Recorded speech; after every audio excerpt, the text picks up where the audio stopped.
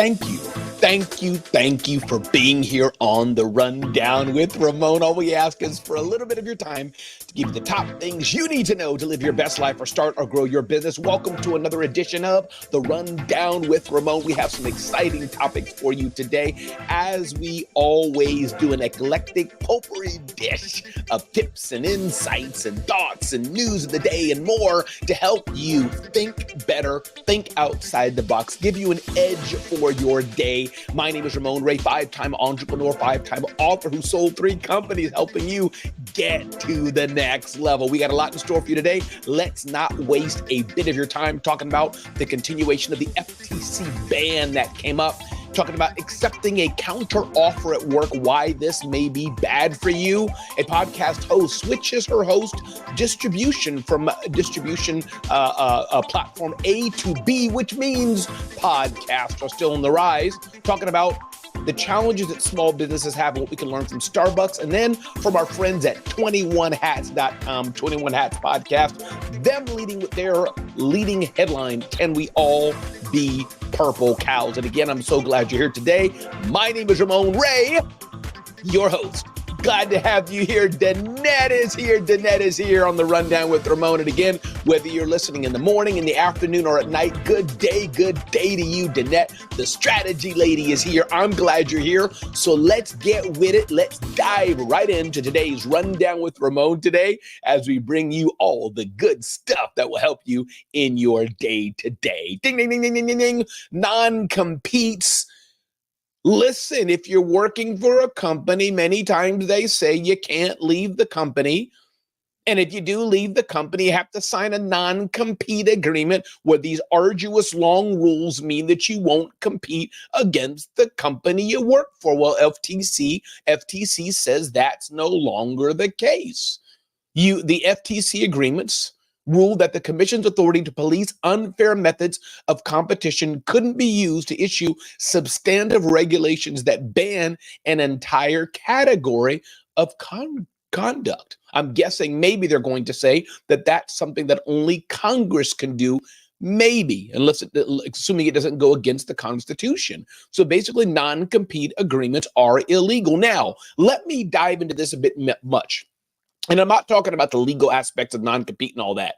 But one thing I do want to say, hey, Karen, happy good day to you, Karen. Glad you're here. Karen Venza, happy day to you, Karen Venza. But here's what I want to say today about non-competes. Because you're working for a company, they're giving you money and trust to work with them. In exchange, they want your brain power, your work, and what you're doing. That doesn't mean you should screw somebody over. That doesn't mean you should do something illegal. That doesn't mean you should do something nefarious. Of course, you're learning, you have skills.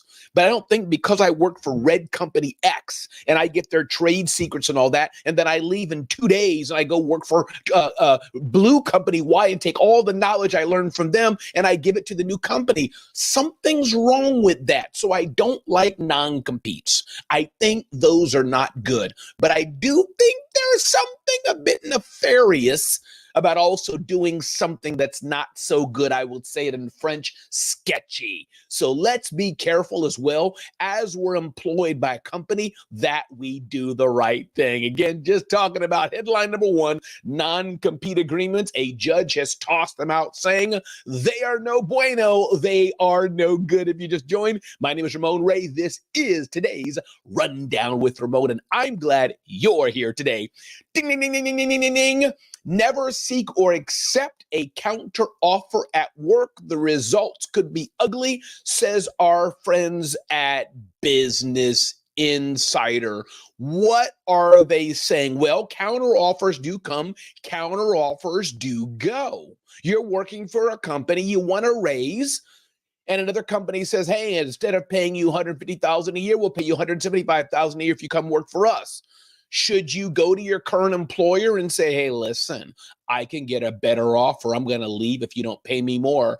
I'm guessing Business Insider saying, don't do that. That's not so good.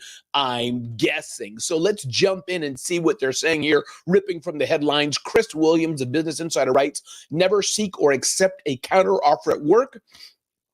The result could be ugly. Using a competing job offer to negotiate a raise can damage trust with your employer. Employers may feel betrayed and view you as a flight risk. Absolutely. I sure would. Limiting future opportunities, negotiating salary at the job offer stage rather than seeking counter offers later is better. And I absolutely agree. Let's remember, people, that when you're working for a company, it's a two-way street. That's right, Karen. No loyalty. It's a two-way street, people. You're working for me. I want your mind. I want your heart. I want your emotions. I want your best ideas. And you're coming and saying, I'm going to leave if you don't pay me more. I get it. We all want to be paid. I want to be paid. I'm an entrepreneur. Hello. But I think the aspects of us kind of using that slimy, marmy way and saying, I'm just going to leave, that means you're just a cheap trick. That means you're just, and not, I don't mean not you can't be in something for the money, but you're just in it for the money. That's it. There's no substance to you. So I think Business Insider, the writer here, Chris, wrote that. And I think that makes sense. Be careful. If you're trying to use that negotiation tactic and saying, I'm going to leave if you don't pay me more, it just doesn't sound so good. Let's see what other details are in here. I've been in the business world for over 40 years, even being Microsoft's the VP of HR. In my experience, you should not seek or accept a counter offer. The results could be ugly. The one-time haggle, they say, when you're first negotiating your job offer, discussing compensation, haggling over price is fine, even expected. At that time, all points of your employment are open for agreement. You and your future employer are trying to come to reasonable terms to figure each other out. It's perfectly reasonable, even encouraged, to push back on the terms of your job offer. When the salary negotiation time has passed, then you don't go back and say, hey, listen, I'm going to leave if you don't pay me more. Now, do we all want to find another job at some point? Maybe so. Do you want to do a new job at some point in our life? Maybe so. But be careful if you're using that as a weapon against your current employer. That might hurt you because now you've given them a signal and your team a signal, hey, listen, they're on the market. They may leave us. So why should they even invest more in you? That's something to consider. Again, if you just joined, my name is Ramon Ray. This is the Rundown with Ramon, and I'm so glad you're here today. Next up, ding, ding, ding, ding, ding, ding, ding. Variety has an interesting article, which I want to go deeper than the headline, what it means for us small business owners. A podcast, which I've never listened to, called Call Her Daddy by Alex Cooper. I guess it's about some, sensuality and relationship and things like this. I'm guessing, haven't listened to it myself. I should, to see what it's about. But here's what got me. The headline says as follows. Call Her Daddy host Alex Cooper inks multi-year deal with SiriusXM worth up to $125 million for exclusive content and more as podcaster ends Spotify pact. Now, this happens. People switch alliances and businesses go and come. But why this is important to me, it shows you over and over again the power of content still. Yes, there's direct advertising that you can do. And that's, of course, why Sirius once called her daddy. They need content to feed the advertising beast. They need listeners. I get it. But the deeper issue is you're a business owner and you're looking to establish credibility. You're looking to establish trust. You're looking to establish brand awareness. You're looking for all those things. Content is one powerful way to do it over and over and over and over and over again.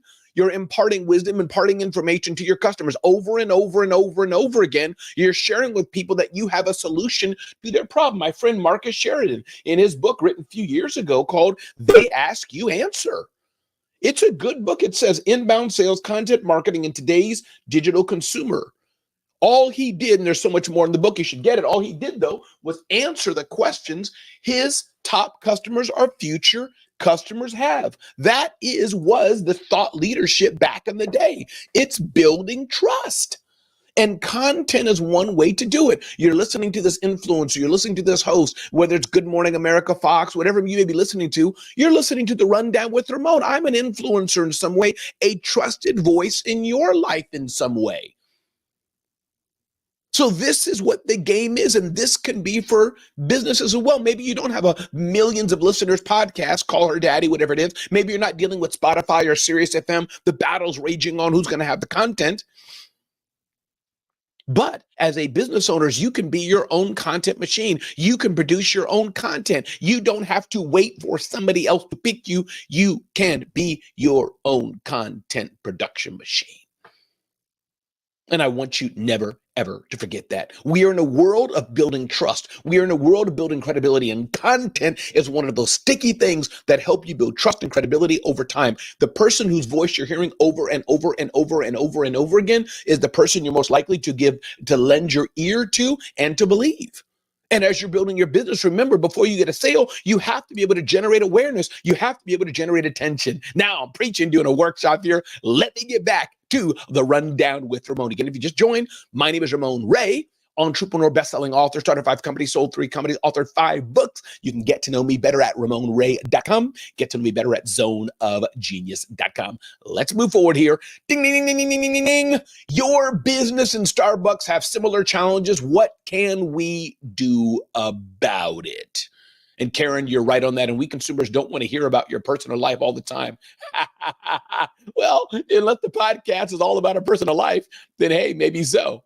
But yeah, I get your point. Absolutely, Karen. Starbucks is this big billion-dollar company, big brand. They had some challenges, replaced their CEO. Talking about Starbucks. Hey. But they had some challenges, and I unpacked this on zoneofgenius.com. You can check it out. It's there, zoneofgenius.com. Just search for Starbucks. And what I unpacked was what challenges they were experiencing that may be impacting our business in some way. One, you started out with something that people loved, and then due to market demand, you had to cut back. Be careful. People expect certain things. So some Starbucks stores don't have the plugs anymore, don't have the couches anymore, don't have the tables, are not making it anymore a welcome environment to come and sit in. People don't like that. Due to Starbucks paying its employees a good wage, other market conditions, cost of goods, the prices are going up. That's making an impact because people may not be spending as much as they have before. Prices are going up. People are pushing back, saying, hey, I might as well make my coffee at home. Other competitors are coming in the market. Starbucks has been around, been the flag bearer of premium coffee, but other people are coming in the market. This happens.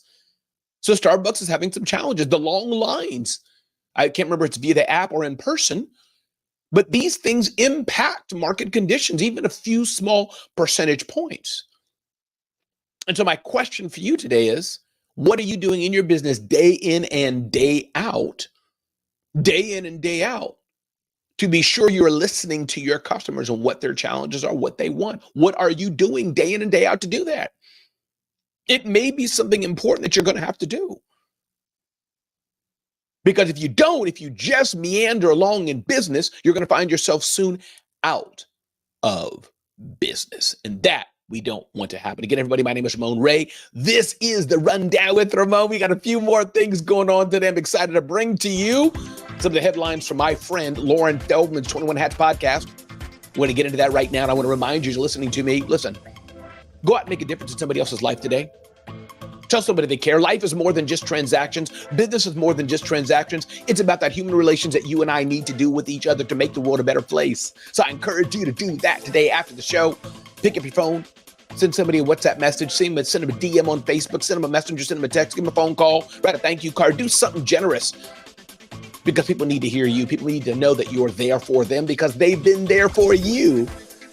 So I want to remind you to do that. Again, all we do in the Rundown with Ramon is give you the top things you need to know to live your best life, start to grow your business. Let's move forward to our next segment. Getting from a few headlines from my friend Lauren Feldman's 21 Hats podcast, great oasis for business owners. And let's see what he says today. Lauren Feldman, let's see. Can we all be purple cows is what Lauren Feldman talks about with his first headline.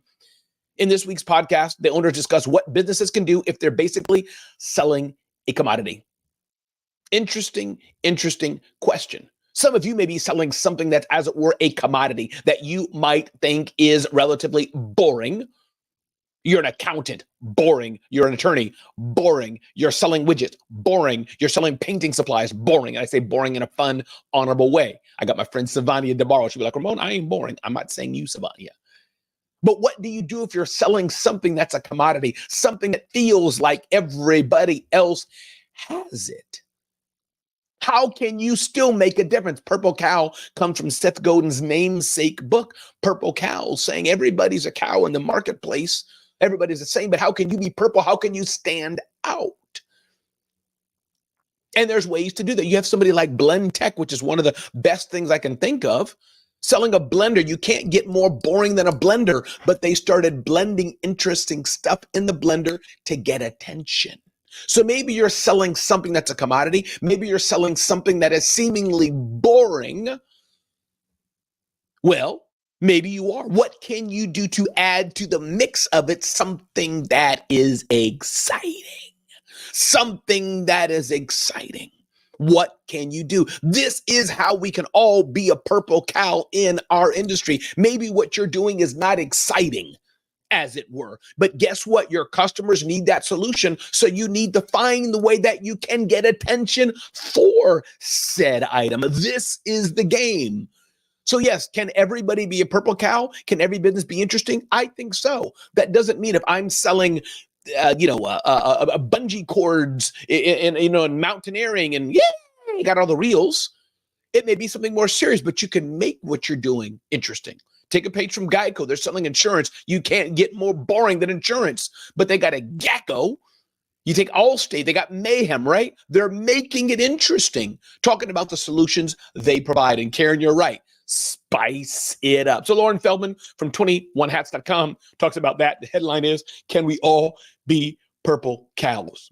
And I think so. I think it's possible. I think it is possible with the right thought. Artificial intelligence, Lauren Feldman talks about here. 21 Hats podcast. Les Pons Cretons. I don't even know how to pronounce it. If you do, can you send me a voice message? How do you pronounce Lepain? Quotidien? Quotidien. The bread company says it turned its founder into an AI bot. The Belgian-based chain, founded in 1990, announced it has replaced its recipe management system with an AI-powered digital twin of founder Alain Coumont. Point is, companies are using AI gangsta. Companies are using AI totally. They're putting the knowledge that they have into AI, letting AI mix it up and spit out new things. AI does work. It has already been rolled out to its 214 locations, and it will help employees create menus, develop new recipes, and quickly integrate upcoming food trends. Usually, a digital twin refers to a 3D avatar meant to replicate a real person's appearance or a digital version of a real-world physical object like an aircraft. The CEO says Elaine.ai will be most useful in helping this company speed up its process of developing and launching new recipes. It's in a fast game to stay ahead of rivals like a fellow French-inspired bistro chain, Au Bon Bon. This is what they're doing, using the power of AI. In one example shared with Inc., a user asked the chatbot to create a tartine with salmon and feta. In response, the chatbot listed out the necessary ingredients and walked through the instructions and recommended seasons in which to serve the dish. So AI is powerful. If you have a lot of information that you can put in, especially that's unique, put that into an AI chat bot and let AI do it. It's going to take some time. You have to do it right using the language learning modules, but the foundation is there. Two profiles 21 Hats talks about. Love what they're doing here. This entrepreneur found a niche in an already crowded market. A company called Beehive Meals wanted to help pay the mortgage until her husband, Adam, found a new job. With just one click and a post to her neighborhood Facebook group, the stay-at-home mom landed on something all entrepreneurs crave: product market fit. So within the crowded 8 billion meal kit delivery space, she found a niche by delivering fresh ingredients for crock pot concoctions. And eventually the business grew so much she was able to hire her husband. So she grew up with a father that owned several businesses. That gave her one foundation. Her husband was in digital marketing. Our meals include all the pre-assembled raw ingredients to use for a crock pot. She put it on Facebook, and on the first day did about 10,000 in sales. In February 2019, they did 30,000 in sales. We did 1 million. And then in 2022, they did 8 million in sales by selling ingredients for crock pots. They've been scrappy, and today they have just over 100 employees. Wow, including 4 on the production side, because it does take a lot of employees to chop that food up and put it together. So listen, you find people who have a need and you serve them. That is a business. I hope no one hacks it and exchanges sugar with salt. Deanna, stop it. Talking about the AI chatbot of the bakery there. No, let's say it ain't so. That would be funny, but sad, Deanna. Deanna Lambert's here. Love having you here, Deanna Lambert's on Rundown with Ramon. All right. That's one profile. Beehive Meals, $8 million business just from a $10,000 initial sales of a Facebook post. On the other hand, here's something interesting that I can personally identify with. Marvin and Anita Johnson know who they are, married, middle-aged Black couple who own a bed and breakfast in the Atlanta suburb of Stockbridge, Georgia. They hide their faces and don't tell people they're a Black couple in Georgia owning this Airbnb. They just put lakes and lush landscape and elegant bedrooms because they're afraid of turning people off, fearing their Black faces might deter potential guests. The Johnsons designed their website to promote the property's scenes, surroundings, and amenities. That was on purpose. We didn't want to advertise that we were African Americans, and we didn't want our clientele to be limited to African Americans. This is a real thing. I totally get it. You're one race, and it happens a lot in the Black community, and you put your face there, and other Black folks may be attracted to you, and that's a good thing, but you want all to be attracted to you in some cases in many businesses. How do you solve that? Or maybe you're afraid that, hey, they see our faces, we may turn off some people. Now, some people would say, hey, listen, embrace who you are. And if you turn off people, they're the wrong customer anyhow. But if you have an Airbnb and you want to make money from it, well, you may need to do what you can do to do what you can do. So that's an interesting dilemma. Some would say, hey, be who you are, be authentically you. I get it. Be authentically you. On the other hand, you got to make money. And if you feel you have an edge, you got to do everything you can to make an edge in your business. I'm curious, what would you do? Brian Hess in the house, my mentor. Brian Hess, my brother from another mother. Glad you're here. Brian Hess with his daily Brian Hess show at 8 a.m. Definitely a show for all to check out. Brian Hess, glad you're here. Continuing on with the Rundown with Ramon. Human resources companies are trying to lure employees back to the office by creating, of all things, wait for it, work resorts. Visitors to the Springline complex in Menlo Park, California, are surrounded by a sense of comfort and luxury. So you're going to a job and working, and they're putting a resort where you work. I don't know if my buddy Scott Simons, Brian Hess, Glenn Lundy, would y'all do something like that? Maybe. I'm not saying it's a hard no, but interesting. You're coming, you want people to work for 6 to 8 hours a day, notwithstanding bathroom breaks and lunch breaks and all that, and you have a resort. I don't know. But I guess that's no different than having a foosball table and gaming machines in an office like back in the dot-com days. Interesting. Trade. Concerned about the threat of increased tariffs on Chinese goods, companies are stockpiling parts and delaying expansion. If you are not, whoa, Scott Simons, my other mentors in the house. What's up, Scott Simons? Glad to have you here. Listen, if you're not reading the political climate, if you're not ready for the future, what it holds, and if you're in an inventory-intensive business, logistics-intensive business where you have supply chains overseas, like the car industry does, if you're not doing what you can to prepare for that, you're going to be no bueno. You're going to be stuck. So companies are doing that. Again, I want to give honor to my buddy Lauren Feldman. His 21 Hats report is one of the best out there, and you should definitely check out the 21 Hats report every day for your business. Listen, everybody, my name is Ramon Ray. I want to encourage you. If you like these headlines, check us out at zoneofgenius.com. We are growing. Check me out at ramonray.com. If I can serve your needs as an event host, keynote speaker, motivational speaker, I want you to ask yourself to be clear on what you really want in life. Ask yourself, do you want to even be in business? Thank you, Deanna Lamberts. Ask yourself that question. Understand this is not Shark Tank. This is not a game show. There's no commercial break. There's nobody going to pick you up and hug you and kiss you if your business doesn't work. It's just you, as it were. Are you hungry enough to be where you want to be? If I want to have a top show as I'm having, I got to show up and deliver every single day. If that's what I want, are you hungry enough to get where you want to be in life and business? What is your pricing like? Is it the cheapest price in the world? Well, you can't build a sustainable business by selling cheap. Last but not least, Ask yourself, what do you do best? If you wake up every day and do what you do best, you'll be thriving in your zone of genius. Listen, everybody, my name is Ramon Ray. This is The Rundown with Ramon. I'm so glad you took the time to be here today. All we do is want to serve you and help you live your best life or start or grow your business. And until next time, I'll see you on the next edition of The Rundown with Ramon. Be blessed and have an amazing, amazing day. And I'm glad you're here. Take care until I see you again on The Rundown with Ramon.